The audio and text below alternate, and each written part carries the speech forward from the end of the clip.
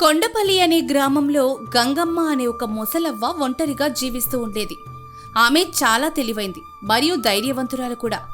ఆమె దగ్గర పెద్ద మందసం నిండా పూర్వీకులిచ్చిన బంగారు నగలున్నాయని ఆ చుట్టుపక్కల ఊళ్ళల్లో ఎప్పటినుంచో ఒక ప్రచారం ఉండేది. అది నిజమో అబద్ధమో ఎవరికీ ఖచ్చితంగా తెలీదు. కానీ ఈ విషయం భద్రుడు, సోమడు, రంగడు అనే ముగ్గురు దొంగలకు తెలిసింది. ఎలాగైనా ఆ ముసలి అవ్వ ఇంటిని దోచుకొని రాత్రికి రాత్రే కోటీశ్వర్లు అయిపోవాలని వారు పథకం వేశారు. ఒక అమావాస్య అర్ధరాత్రి ఆ ముగ్గురు దొంగలు తమ ముఖాలకు నల్లటి గుడ్డలు కట్టుకుని గంగమ్మ ఇంటి తలుపులు నెమ్మదిగా తెరిచి లోపలికి ప్రవేశించారు. కాని లోపల గంగమ్మ అప్పటికే మేలుకొని దీపం వెలుగులో ప్రశాంతంగా కూర్చొనుంది. రండి నాయన్లారా, లోపలికి రండి, మీకోసమే ఎదురు చూస్తున్నాను. తలుపులు అంత నెమ్మదిగా తీయడవెందుకు? నేనేం గడియదీసి ఉంచున్నాను కదా, లోపలికి దర్జాగా రండి. కూర్చోండి. ఏరా సోముడా, ఈ అవ్వకు పిచ్చి ఏంటి? మన ముఖాలకు గుడ్డలు కట్టుకుని చేతుల్లో ఇనుప గుదియలతో వస్తే చుట్టాలు పిలిచినట్లు పిలుస్తోంది. ఏమో అన్నయ్యా, నాకస్సలు అర్థం కావటమే లేదు. బహుశా రాత్రిపూట కళ్ళు సరిగ్గా కనిపించక మనల్ని వాళ్ళ ఊరు జనం లేదా బంధువులు అనుకుంటుందేమో. ఏయ్ ముసలమ్మ, ఎక్కువ మాయమాటలు మాట్లాడకు. మేము మీ చుట్టాలం కాదు, దొంగలం. నీకు ఎలాంటి అపాయం జరగకూడదు అంటే నీ ఇంట్లో దాచిన ఆ బంగారు మందసం ఎక్కడుందో మర్యాదగా చెప్పి మమ్మల్ని పంపించు. అయ్యో నాయన, మీరు దొంగలని నాకు తెలుసు. మీ ముఖాలకున్న గుడ్డలు, మీ చేతుల్లో ఉన్న ఇనప గుడియలు చూస్తే ఎవరికైనా ఇట్ట అర్థమైపోద్ది. నేను మీకోసమే ఎదురు చూస్తున్నానని చెప్పాను కదా. దొంగల కోసం ఎదురు చూడడం ఏమిటే అవ్వా? నీకేమైనా మతిభ్రమించిందా?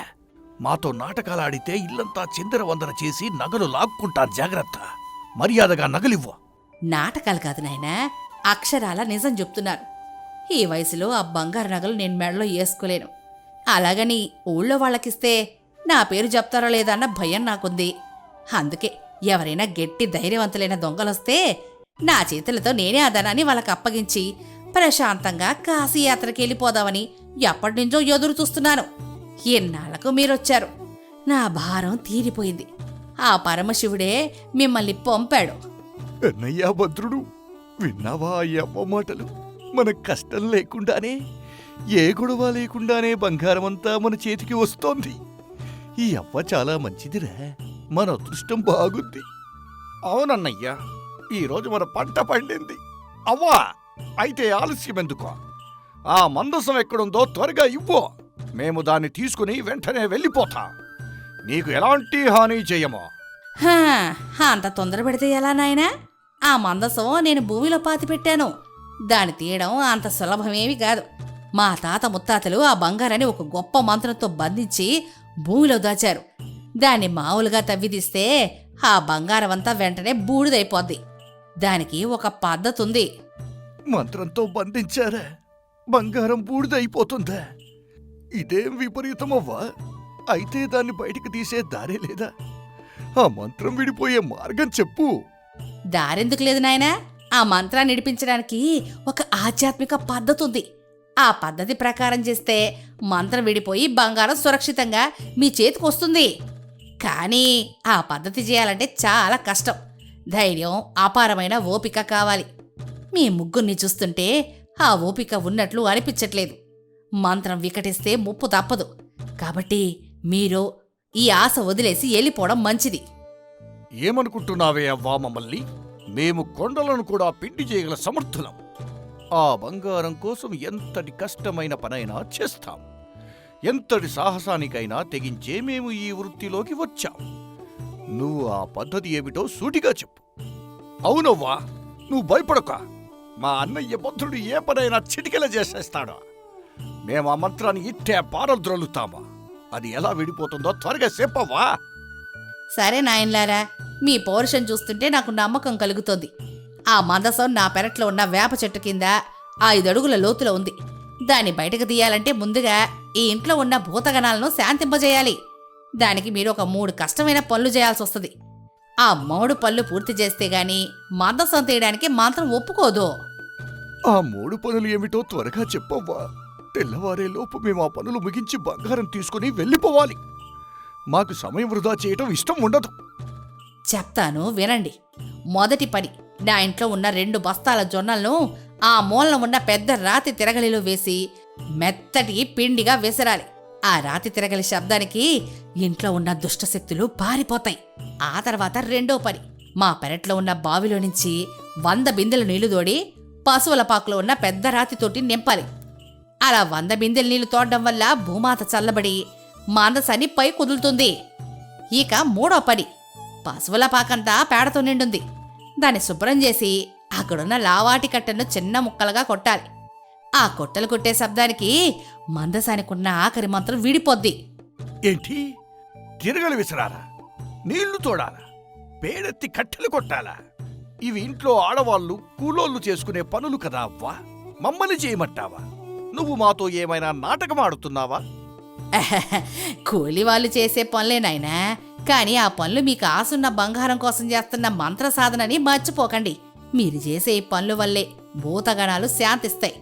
మీకు బంగారం వద్దనుకుంటే మీ ఇష్టం వచ్చినట్టు వెళ్ళిపోవచ్చు. నేనెవరిని బలవంతం చేయను. నా బంగారం నా దగ్గరే ఉంటుంది. ఒరేయ్ సోముడా, కొంచెం సేపు ఓపిక పట్టి కష్టపడితే కోట్ల విలువ చేసే బంగారం మన సొంతమవుతుందిరా. ఈ మాత్రం పని చేయలేమా? ఆ అవ్వ చెప్పినట్లే చేద్దాం పద. ఎలాగైనా ఆ బంగారం తీసుకుని వెళ్లాల్సిందే. అన్నయ్య చెప్పింది నిజమేరా సోముడా. అవ్వా, నువ్వు ఆ తిరగలి ఎక్కడ ఉందో చూపించు. మేము పని మొదలు పెడతాం. ఆ పక్క గదిలో ఉంది నాయనా, ఎల్లండి, మొదలెట్టండి. ముగ్గురు దొంగలు తిరగలి దగ్గరికి వెళ్తారు. భద్రుడు, సోముడు కలిసి జొన్నలు విసరడం మొదలు పెడతారు. రంగడు వారికి జొన్నలు అందిస్తూ ఉంటాడు. 1 గంట 2 గంటల పాటు ఆ రాతి తిరగలి విసురుతూనే ఉంటారు. అబ్బా అన్నయ్యా, నా చేతులు నొప్పులు పుడుతున్నాయిరా. ఈ జొన్నలు అసలు అయిపోవడమే లేదు. నా భుజాలు పడిపోతున్నాయి. ఓపిక పట్టరా సోముడా. ఆ బంగారం తలుచుకో, నీ నొప్పులన్నీ మాయమైపోతాయి. ఇంకా కొంచెమే ఉంది, గట్టిగా తిప్పరా. భలే విసురుతున్నారు నాయనలారా. ఆ రాతి తిరగలి శబ్దం చాలా బాగా వస్తోంది. ఇంట్లో ఉన్న దుష్టశక్తులన్నీ భయపడి పారిపోతున్నాయి. మీ కష్టం వృధా పోదు, త్వరగా ముగిచ్చండి. 2 గంటల తర్వాత ఎట్టకేలకు జొన్నలు విసరడం పూర్తవుతుంది. ముగ్గురు అలసిపోయి నేల మీద కూలబడతారు. అవ్వా, మొదటి పని పూర్తయిందే. ఇప్పుడు బావిలో నుంచి నీళ్లు తోడుతా. చాలా సంతోషం నాయనా. ఆ పెరట్లో బావుంది, పక్కనే బిందెలు ఉన్నాయి. ఎల్లండి, భూమాతను చల్లబరచండి. ముగ్గురు దొంగలు పెరట్లోకి వెళ్లి బావిలో నుంచి నీళ్లు తోడ్డం మొదలు పెడతారు. 100 బిందెల నీళ్లు తోడి పశువుల పాకులో ఉన్న పెద్ద రాతి తోటి నింపాలి. అది ఊహించిన దానికంటే చాలా కష్టమైన పని. అన్నయ్య, నా నడుము విరిగిపోయిందిరా. ఈ బావి చాలా లోతుగా ఉంది. ఒక్కో బిందె తోడుతుంటే చేతులు పడిపోతున్నట్లుంది. నా వల్ల కాదు. నోరు మూసుకొని తోడురా. సగం పనులు చేశాం. ఇప్పుడు వెనక్కి తగ్గితే ఆ మందసం రాదురా. మన కష్టం వృధా అవుతుంది. భూమాత చల్లబడాలి అంటే తప్పదు. నేను తోడుతాను. నువ్వు మోసుకుని వెళ్ళి ఆ తొట్టిలో పోయిరా. నేను మీకు సహాయం చేస్తానన్నయ్యా. మనం ముగ్గురం కలిసి త్వరగా ముగిద్దాం. నాయనలారా, భూమాత ఇంకా చల్లబడలేదు. నీళ్లు వేగంగా పోయండి. తెల్లవారి సమయం దగ్గర పడుతోంది. సూర్యుడు ఉదయిస్తే మంత్రం పనిచేయదు. త్వరగా కానియండి. విన్నారు కదరా, త్వరగా తోడండి. నడుములు విరిగినా సరే తోడండి.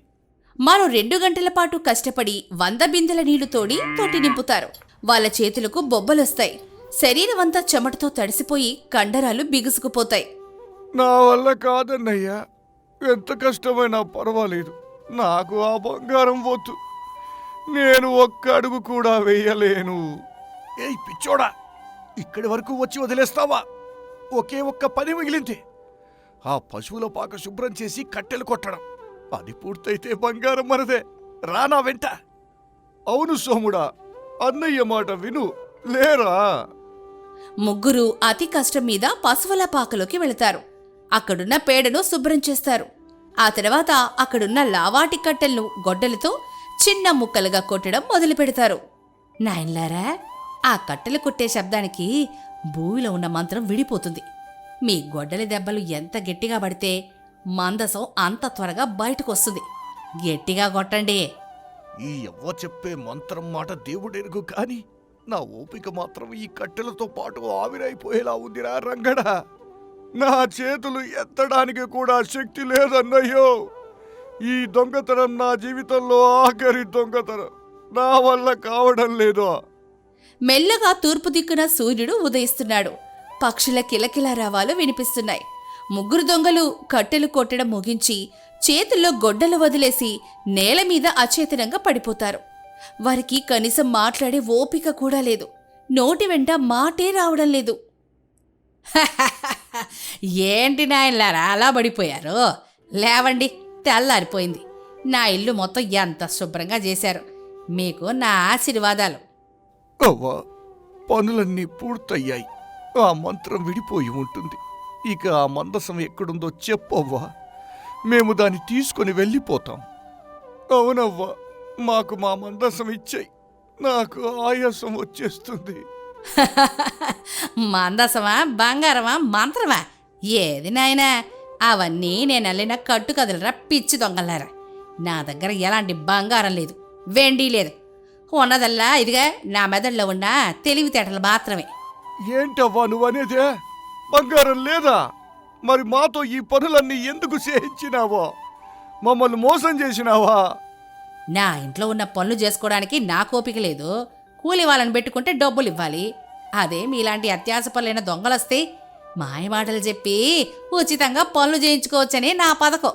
రాత్రంతా కష్టపడి నా ఇంట్లో జోనలు ఇసిరారు, బావిలో నీళ్లు తోడారు, పశువుల పాక శుభ్రం చేసి కట్టెలు కొట్టిపెట్టారు. మీ కష్టానికి నా వందనాలు. ఇక మీరు మర్యాదగా ఇక్కడి నుంచి వెళ్ళిపోవచ్చు. దొంగల ముగ్గురు ఒక్కసారిగా కోపంతో రగిలిపోయారు. కానీ రాత్రంతా చేసిన కఠినమైన పనుల వల్ల వాళ్ళ ఒంట్లో కనీసం లేచి నిలబడే శక్తి కూడా లేదు.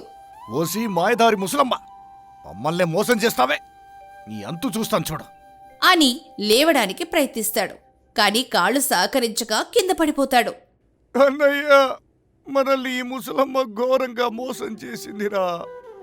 నా చేతులు కాళ్ళు పడిపోయాయి. మనం ఇక్కడి నుంచి పారిపోవడమే మంచిదిరా. వదిలేయన్నయ్యా. ఇంతలో రాత్రంతా వాళ్ళు కట్టెలు కొట్టిన శబ్దాలకు, బావిలో నీళ్లు తోడిన శబ్దాలకు ఇరుగు పొరుగు వాళ్లకు మెలకు వస్తుంది. ఊరి పెద్ద మరియు కొంతమంది గ్రామస్తులు గంగమ్మ ఇంటికి వస్తారు. గంగమ్మ, ఏమిటి ఆ శబ్దాలు? ఎవరు వీళ్ళు? ఊహాలకు నల్లగుడ్డలు కట్టుకొని ఉన్నారు. దొంగలా? అవును పెద్దయ్యా, ఈ ఇల్లు దొంగలే. రాత్రి నా ఇల్లు దోచుకోవడానికి వచ్చారు.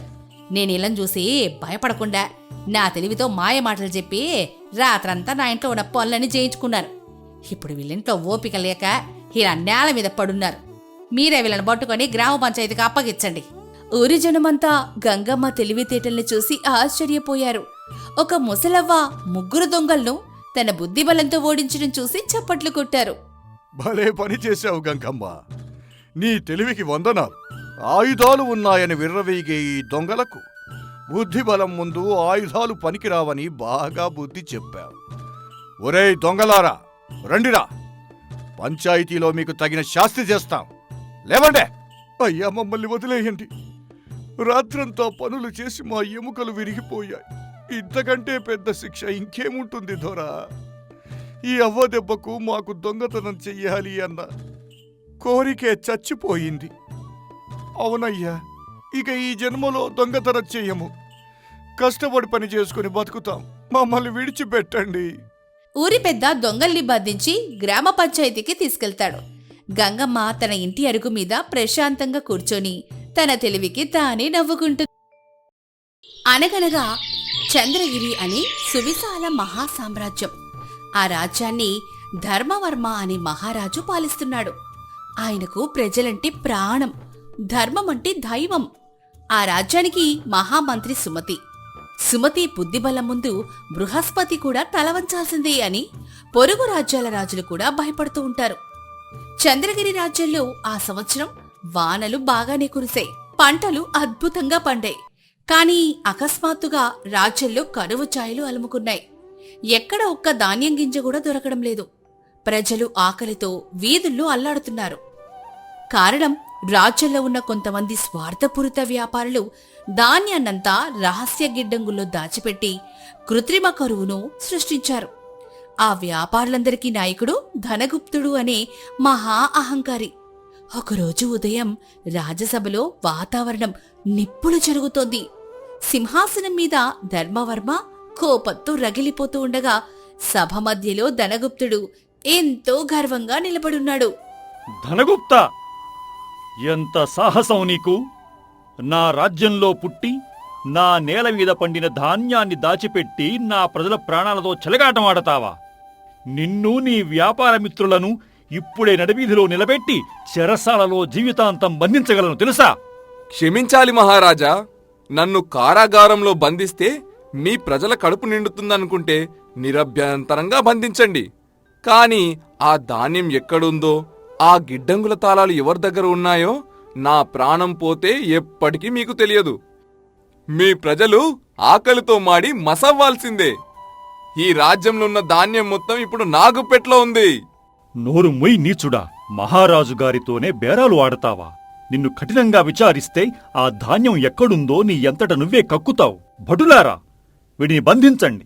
సేనాపతి గారు, ఆవేశపడిన ప్రతివాడు రాజనీతజ్ఞుడు కాలేడు.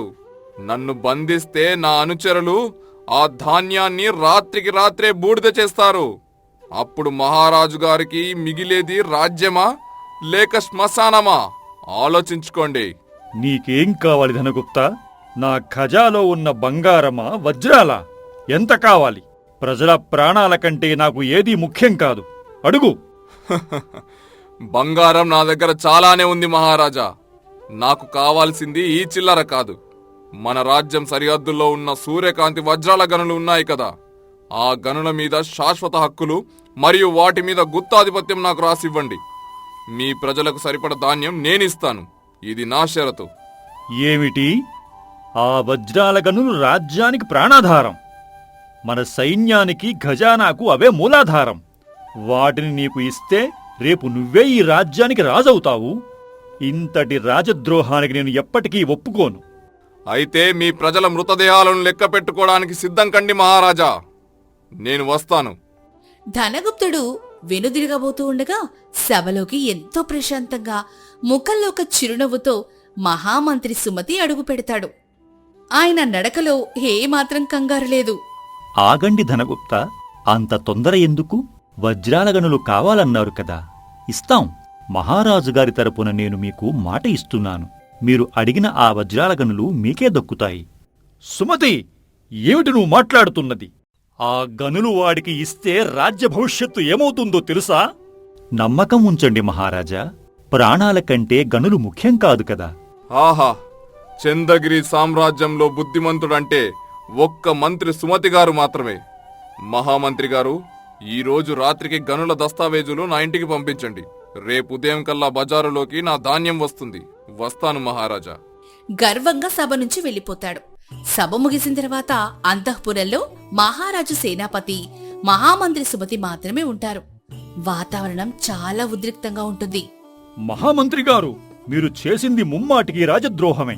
ఒక వ్యాపారి బెదిరింపులకు భయపడి సామ్రాజ్యపు గుండెకాయలాంటి వజ్రాల గనులను రాసిచ్చేస్తారా? నా సైన్యానికి ఆజ్ఞ ఇచ్చి ఉంటే వాడిని పాతాళంలో ఉన్నా పట్టి తెచ్చేవాణ్ణి. ఆ ధాన్యం గిడ్డంగులను మా సైన్యం వెతికి పట్టుకునేది. సేనాపతి, నీ ఆవేశానికి ఉన్న పదును నీ ఆలోచనకు లేదు మిత్రమా. మనం వాడిని చెరసాలలో బంధిస్తే వాడి వెనుక ఉన్న వందలాది వ్యాపారులు ప్రాణభయంతో తమ వద్ద ఉన్న ధాన్యాన్ని కాల్చేస్తారు, లేదా పొరుగు రాజ్యాలకు రహస్యంగా తరలిస్తారు. అప్పుడు ఏమవుతుంది? మంత్రిగారు చెప్పిన దాంట్లో నిజం ఉంది వీరసింహ. కాని సుమతి, ఆ వజ్రాల గనులు వాడి చేతికి వెళితే వాడు సృష్టించే సైన్యం ముందు మన రాజరికం తలవంచాల్సి వస్తుంది. ఒక సమస్యను తీర్చడానికి రాజ్య వినాశనాన్ని ఆహ్వానించావు కదయ్యా. మహారాజా, నేను ఆ గనులు ఇస్తానని మాట ఇచ్చాను. కాని ఆ గనులవాడు తీసుకునేంత సులభంగా ఉంటాయని నేను చెప్పలేదే. బలప్రయోగంతో తీరే సమస్య కాదు ఇది. బుద్ధితో ఛేదించాల్సిన పద్మవ్యూహం. వ్యాపారికి ఉన్న అతిపెద్ద బలహీనత ఏమిటో తెలుసా ప్రభు? ఏమిటి? అత్యాశ. మరియు తన తోటి వ్యాపారి తనకంటే ఎక్కువ సంపాదిస్తున్నాడేమో అన్న అభద్రతాభావం. ధనగుప్తుడు గొప్ప వ్యాపారి కావచ్చు, కాని వాడి కింద ఉన్న వ్యాపారులందరూ కేవలం లాభం కోసం వాడికి మద్దతు ఇస్తున్నవారే కాని వాడి మీద ప్రేమతో కాదు. ఆ ఐక్యతను మనం విడగొట్టాలి. విడగొట్టడమా? అది ఎలా సాధ్యం మహామంత్రి? వాళ్లందరూ ఒకే మాట మీద ఉన్నారు కదా. వాళ్ల ఐక్యత కేవలం గదిలోపల మాత్రమే సేనాపతి. వాళ్ల గుండెల్లో ఉన్న స్వార్థాన్ని నేను ఇప్పుడు మేల్కొలుపుతాను. ఈ రోజు రాత్రి జరగబోయే నాటకానికి మీరు కేవలం ప్రేక్షకుల్లా చూడండి. రేపు ఉదయం కల్లా ఆ ధనగుప్తుడు అడుక్కునే బిచ్చగాడిలా మన సభలో నిలబడతాడు. నా మీద నమ్మకం ఉంచండి. అర్ధరాత్రి సమయం. మహామంత్రి సుమతి తన రహస్య మందిరంలో కూర్చునుంటాడు.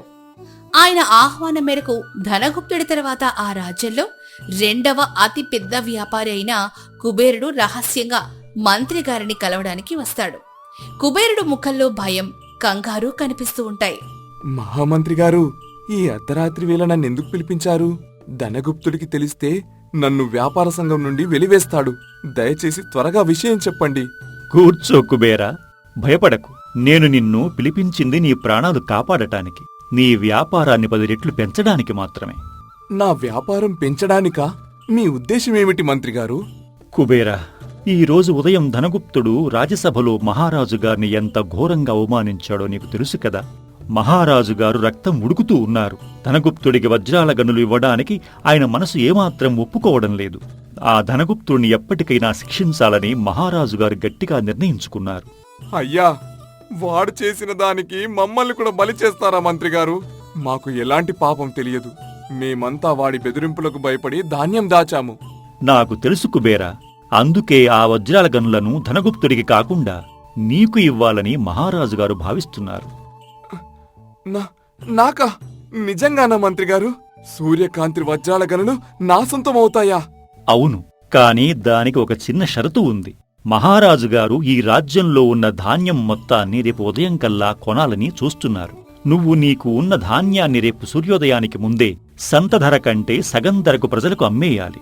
అలా చేస్తే మహారాజుగారు నీ దేశభక్తికి మెచ్చి రేపు ఉదయం రాజ్యసభలో ఆ వజ్రాల గనుల పత్రాలు ధనగుప్తుడికి బదులు నీ చేతిలో పెడతారు. ఆలోచించుకో. ధనగుప్తుడు కారాగారం పాలవుతాడు, నువ్వు కుబేరుడు అవుతావు. ఇది కేవలం నీకు మాత్రమే ఇస్తున్న రహస్య అవకాశం.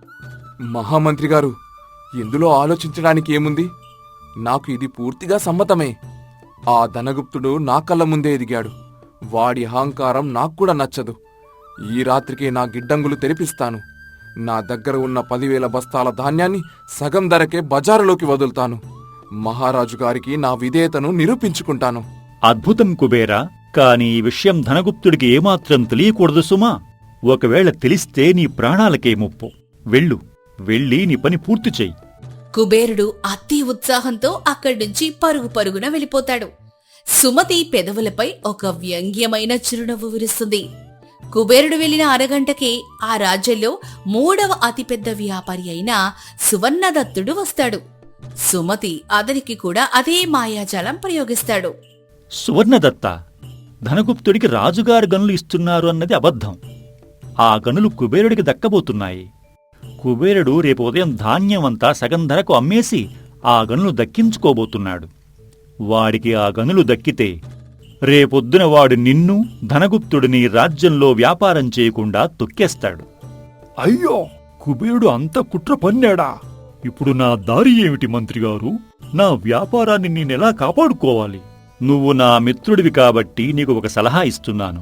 కుబేరుడి కంటే ముందే, అంటే ఈ రాత్రికి నువ్వు నీ ధాన్యాన్ని సగం ధర కంటే కూడా తక్కువ ధరకు ప్రజలకు అమ్మేయి. అప్పుడు ప్రజలు నీ దగ్గరే కొంటారు. కుబేరుడు ధాన్యం అమ్ముడుపోదు, కుబేరుడు ఓడిపోతాడు. అప్పుడు వజ్రాల గనులు నీకే దక్కుతాయి. ఎంతటి అద్భుతమైన సలహా ఇచ్చారు మంత్రిగారు! వాడికంటే ముందు నేనే నా ధాన్యం మొత్తం పావు ధరకే అమ్మేస్తాను. గనులు నావే. నేనిప్పుడే వెళుతున్నాను. సువర్ణదత్తుడు వెళ్ళిపోతాడు. ఇలా సుమతి రాత్రంతా 4-5 పెద్ద వ్యాపారులను విడివిడిగా పిలిచి ఒకరిపై ఒకరికి అభద్రతాభావాన్ని, అత్యాశను నూరిపోసి ధాన్యాన్ని అతి తక్కువ ధరకు బజార్లోకి తెచ్చేలా వ్యూహం పన్నుతాడు. వ్యాపారుల మధ్య ఐక్యత పూర్తిగా చెదిరిపోయి ఒకరిని మించి ఒకరు పోటీ పడుతూ ధాన్యాన్ని రాత్రికి రాత్రే బజార్లోకి తీసుకొస్తారు. మరుసటి రోజు ఉదయం సూర్యోదయం అయింది. రాజధాని నగర వీధులన్నీ ధాన్యంతో నిండిపోయాయి. ప్రజలందరూ ఆనందంగా అత్యంత చౌక ధరకే ధాన్యాన్ని కొనుక్కొని తమ ఇళ్లకు పండుగ వాతావరణంలో వెళ్తున్నారు. ఈ విషయం ఏమీ తెలియని ధనగుప్తుడు వజ్రాల గనుల పత్రాలు తీసుకోవచ్చునన్న గర్వంతో రాజ్యసభలోకి రాజసం ఉట్టిపడేలా అడుగు పెడతాడు. జయము జయం మహారాజా! ఈ రోజుతో మీ కష్టాలు, ఈ ప్రజల కష్టాలు తీరిపోయాయి. నా మిత్రులందరితో మాట్లాడాను. వజ్రాల గనుల పత్రాలు నా చేతిలో పెట్టండి. మరుక్షణమే నా గిడ్డంగుల తలుపులు తెరుచుకుంటాయి. మీ రాజ్యంలో ధాన్యం వరదలా పారుతుంది. మహారాజు ధర్మవర్మ, సేనాపతి వీరసింహుడు ఆశ్చర్యంగా చిరునవ్వుతో చూస్తూ ఉంటారు. మహామంత్రి సుమతి తన కుర్చీలో నుంచి లేచి నెమ్మదిగా నడుచుకుంటూ ధనగుప్తుడి ముందుకి వస్తాడు. ధాన్యం వరదలా పారుతుందా? ధనగుప్త, నీకు ఇంకా నిద్రమొత్తు వదల్లేదా? లేక నీ గూఢచారులు నీకు సరైన సమాచారం ఇవ్వలేదా? బయట వీధుల్లోకి వెళ్ళు చూడు వ్యాపారి. ఏముంది వీధుల్లో? నీ ప్రాణమిత్రులు, నీ కింద పనిచేసే వ్యాపారులైన కుబేరుడు, సువర్ణదత్తుడు మరియు మిగతా వారందరూ రాత్రికి రాత్రే తమ గిడ్డంగులు తెరచేశారు ధనగుప్త. బజారులో ధాన్యం కొండల్లా పేరుకుపోయింది. 10 వరహాలు పలికే ధాన్యం బస్తా ఇప్పుడు కేవలం 1 వరహాకే అమ్ముడుపోతోంది. ప్రజలందరి కడుపులు నిండిపోయాయి. ఏమిటి? వాళ్ళు గిడ్డంగులు తెరిచేశారా? నాకు చెప్పకుండా వాళ్ళు ఎందుకలా చేశారు? ఇది అబద్ధం. మీరు నన్ను మోసం చేస్తున్నారు. మోసం చేసింది నేను కాదు, నీ అత్యాశ, నీ తోటివారి స్వార్థం. ఒకరికి వజ్రాల గనులు ఇస్తానని నేను ఆశ చూపితే వాళ్లందరూ నిన్ను వెన్నుపోటు పొడవటానికి 1 క్షణం కూడా ఆలోచించలేదు ధనగుప్త. ఇది వ్యాపారం. ఇక్కడ శాశ్వత మిత్రులు ఉండరు, శాశ్వత లాభాలు మాత్రమే ఉంటాయి. అయ్యో ద్రోహులారా, ఎంత పని చేశారు! నా దగ్గర 1,00,000 బస్తాల ధాన్యం ఉందే. ఇప్పుడు బజారులో ధాన్యం ధర పడిపోతే ఆ ధాన్యాన్ని ఎవరు కొంటారు? నా పెట్టుబడి అంతా మట్టిపాలైపోయిందే. మహారాజా, నాకు వజ్రాల గనులు వద్దు దొరా. నా ధాన్యాన్ని కనీసం సగం ధరకైనా మీరే కొనుగోలు చేసి నన్ను ఆదుకోండి. నేను నాశనమైపోయాను. సిగ్గులేదా నీకు ధనగుప్త? నిన్నటిదాకా నా ప్రజలు ప్రాణాలు పోయినా పర్వాలేదు, నీకు గన్లు కావాలని పట్టుబట్టావు. ఇప్పుడు నీ వ్యాపారం పడిపోయేసరికి ఆపదలో ఉన్నానని వేడుకుంటున్నావా? మహామంత్రిగారు, వీడికి ఎలాంటి సహాయం చెయ్యకూడదు. శాంతించండి మహారాజా. ధనగుప్త, నీ ఒప్పందం ప్రకారం నువ్వు మాకు ధాన్యం ఇవ్వాలి, మేము నీకు గనులు ఇవ్వాలి. కాని ఇప్పుడు నీ ధాన్యానికి బజారులో విలువలేదు. మట్టితో సమానమైన నీ ధాన్యం మాకు వద్దు, నీకు గనులు రావు. నీ ఆట ముగిసింది. మహామంత్రిగారు, నిన్న నా సైన్యం చేయలేని పనిని ఈ రోజు మీ బుద్ధిబలం చేసి చూపించింది. శభాష్ భటులారా! రాజద్రోహం క్రింద, కృత్రిమ ఎరువులు సృష్టించిన నేరం కింద ఈ ధనగుప్తుడిని వెంటనే బంధించి చెరసాలలో వెయ్యండి. వీడి ఆస్తులను జప్తు చేయండి. అయ్యో, నా అత్యాశ నా కొంప ముంచింది. దేవుడా, నాకెంత గర్వముంటే కన్న తల్లి లాంటి రాజ్యాన్ని వజ్రాల కోసం బేరం పెడతాను. నన్ను క్షమించండి మహారాజా, నన్ను క్షమించండి. భటులు ధనగుప్తుణ్ణి లాక్కునెళ్ళిపోతారు. కుబేరుడు, సువర్ణదత్తుడు లాంటి ఇతర వ్యాపారులందరూ భయంతో వణికిపోతూ సభలోకొచ్చి మహారాజు పాదాలపై పడి క్షమాపణలు వేడుకుంటారు. మమ్మల్ని క్షమించండి ప్రభు. మంత్రిగారి మాయలో పడి మేము నిజం తెలుసుకోలేకపోయాము. మాకు వజ్రాల గనులు వద్దు దొరా. మా ప్రాణాలు విడిచిపెట్టండి. కుబేరా, వజ్రాల గనులు అనేవి భూమిలో ఉంటాయి. కాని నా దృష్టిలో నిజమైన వజ్రాలు ఈ రాజ్యపు ప్రజలు. వారిని కాపాడటానికి ఒక చిన్న మాయ చేశాను, అంతే. వీరు తమ స్వార్థం కోసమైనా రాత్రికి రాత్రే ప్రజలకు అతి తక్కువ ధరకు ధాన్యం అందించి ప్రాణాలు కాపాడారు. కాబట్టి వీరికి మరణశిక్ష వేయకండి, జరిమానా విధించి వదిలేయండి. నీ నిర్ణయమే నా శాసనం సుమతి. సుమతి, ఈ రోజు నువ్వు కేవలం ఒక కరువును మాత్రమే తీర్చలేదు, రక్తం చుక్క నేల రాలకుండా ఒక పెద్ద కుట్రను ఛేదించావు. రాజ్యానికి ఆపద వస్తే కండబలం కంటే బుద్ధిబలం 100 రెట్లు గొప్పదని నిరూపించావు. చంద్రగిరి సామ్రాజ్యం నీకు ఎప్పటికీ రుణపడి ఉంటుంది. మహారాజా, మంత్రి బాధ్యత రాజును కీర్తించడం కాదు, రాజ్యానికి రక్షణ కవచంలా నిలబడటం. ధర్మం గెలవాలంటే అప్పుడప్పుడు బుద్ధికి పదును పెట్టాలి. నా ప్రాణం ఉన్నంతవరకు ఈ సామ్రాజ్యపు గాలిని కూడా ఎవరూ తాకలేరు ప్రభూ. అలా మహామంత్రి సుమతి తన అపారమైన తెలివితేటలతో స్వార్థపరులైన వ్యాపారుల మానసిక బలహీనతలను ఉపయోగించుకొని ఒక రక్తరహిత విజయాన్ని సాధించాడు. అత్యాశకు పోతే ఉన్నది కూడా ఊడిపోతుంది అని ధనగుప్తుడి పతనం ఈ లోకానికి చాటి చెప్పింది. సుమతి లాంటి తెలివైన మంత్రి ఉన్న ఆ చంద్రగిరి సామ్రాజ్యం ఆ తర్వాత ఎన్నో తరాల పాటు సుభిక్షంగా, సుసంపన్నంగా విలసిల్లింది.